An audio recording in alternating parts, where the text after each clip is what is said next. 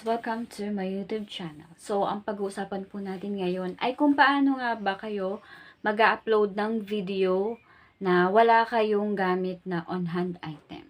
So, sa background ko nga pala yung mga item ko na ginagamit kong pang live sa TikTok. So, kung wala kayong on-hand na ganito guys, papakita ko sa inyo kung paano ako nag-upload dati na nakakabenta naman ako kahit papaano na wala akong on-hand item. So, syempre pupunta tayo sa screen recorder para mas maintindihan nyo po at actual po natin gagawin. So, let's go! And guys, andito tayo sa aking TikTok account. So, yan. Papakita ko sa inyo kung paano ako dati nag-upload nang wala akong on-hand item. Well, hanggang ngayon naman, ginagawa ko pa din siya kapag yung pinopost kong product is wala akong on hand. And maganda rin na nanggagaling dito mismo yung gumagamit ako ng mga pictures lang. Pero dapat maganda yung quality ng pictures and na-edit mo siya ng maganda. So yun guys, maganda na nanggagaling dito kay TikTok mismo kasi yung quality is maganda and may tendency din na dumami yung views nito. Okay? So yan. Punta tayo dun sa marketplace. Ayan. So, sundan nyo lang po yung yung mga gagawin ko. Pwedeng makatulong sa inyo, pwedeng hindi. Ayan. Ayan. So, sample po natin is, hindi tayo maghahanap pa ng malayuan. For example, itong Kids Supermarket. Yan. Siyempre, bago kayo mag-upload, diba sinabi ko sa inyo sa mga nakaraan kong video, alamin nyo muna kung maraming stock. So, katulad nito, 68 stock lang. So, lagi nyo iisipin bago kayo mag-upload na baka yung i-upload ninyo is mag-trending.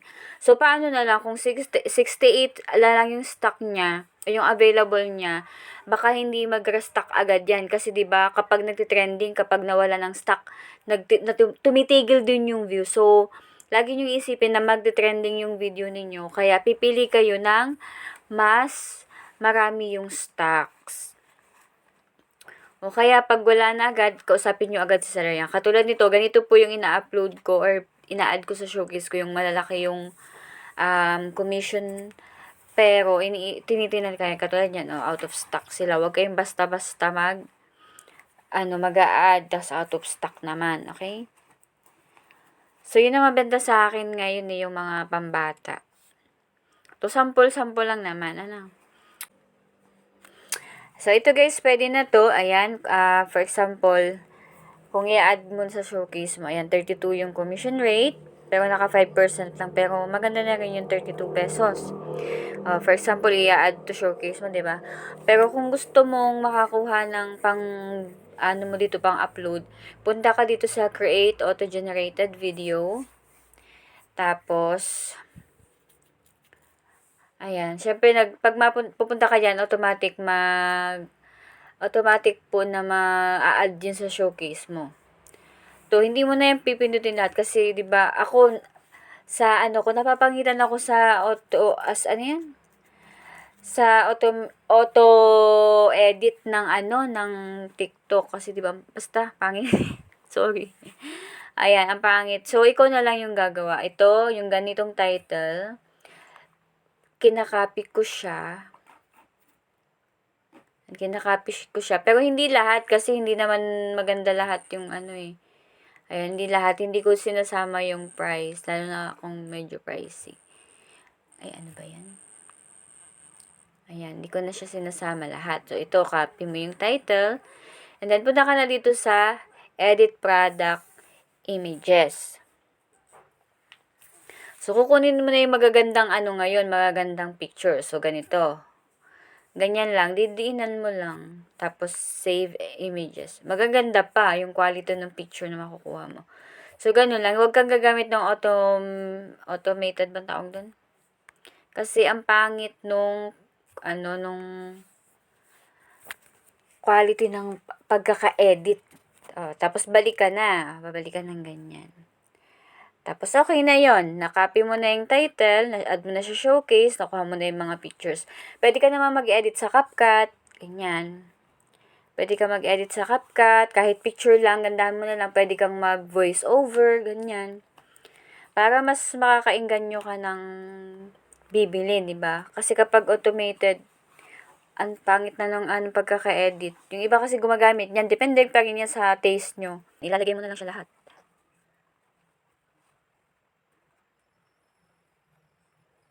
Ayan. Ayan na ba yan? Ayan. Kukunin mo lang yung magaganda. Mas maganda na yan sa picture. Pwede naman lahat. Ano ba yan?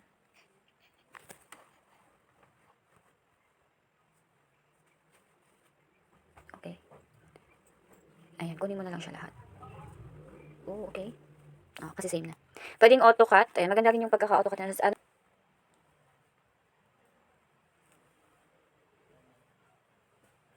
Pwedeng AutoCAD para na-edit na.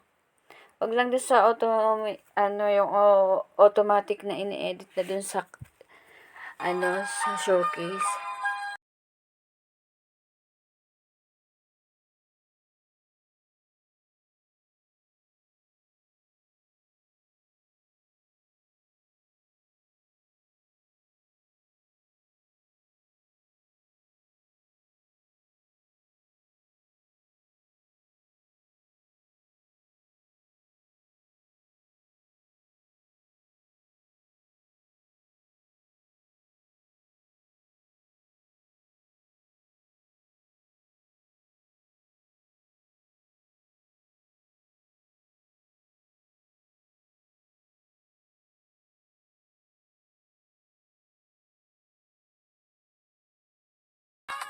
Text to speech. Ayan, para maganda. Children's tricycle bicycle. O, diba? Ang ganda pakinggan ng ganda. Tapos dagdagan nyo na lang ng mga text pa, ganun. Ay. Kasi next mo ng ganyan, tapos lagyan mo ng title dito. Bicycle for Kids. Ayan, ganyan na lang. Ayan, tapos lagyan mo na lang hashtag Bike for Kids. Syempre, guys, ito sample ko lang to, no? Pero, ayan, depende pa rin sa niche ninyo o yung category ninyo, ganon, ng inyong item. Ayan. Kung ano yung mabenta sa inyo. Pinakita ko lang sa inyo yung sample kung paano ako gumagawa ng video na wala akong item. Or wala akong on-hand item, wala akong video. Kasi minsan yung video nagagaling lang sa seller mismo. Ayan, binibigay nila. Tapos ini-edit na lang. So, kung wala talaga, ayan. So, i-add mo na siya. Yung item.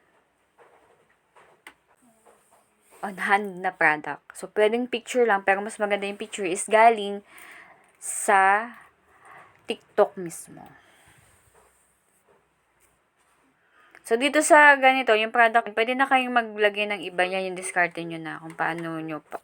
Pwedeng buy here, ganun. Click here to buy, yung mga ganun. Tapos, dito sa select cover, huwag nyo pong kakalimutan na maglagay. Katulad nung tinitle nyo dun sa screen. Yan, katulad nyo, Children's Tricycle Bicycle. Depende sa inyo, basta related dun. Children's tricycle.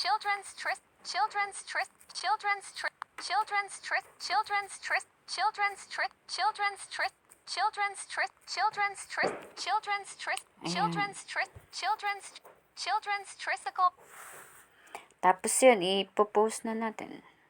So, ganun lang po yung ginagawa ko. So, depende sa inyo kung gagayahin nyo po or hindi.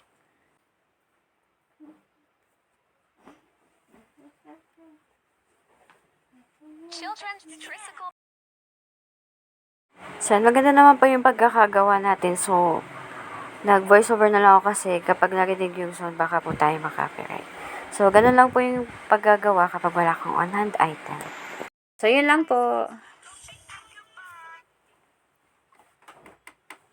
So, that's it guys. Thank you so much for watching. And Merry Christmas nga po pala. Ginawa ko tong video nito is Christmas, December 25. So, thank you for watching. Sana ay nagustuhan nyo po at nakatulong po itong video na ito sa inyo. And mag-click lang po kayo dyan ng ating notification bell para mas updated po kayo sa mga susunod pa nating video. Bye-bye!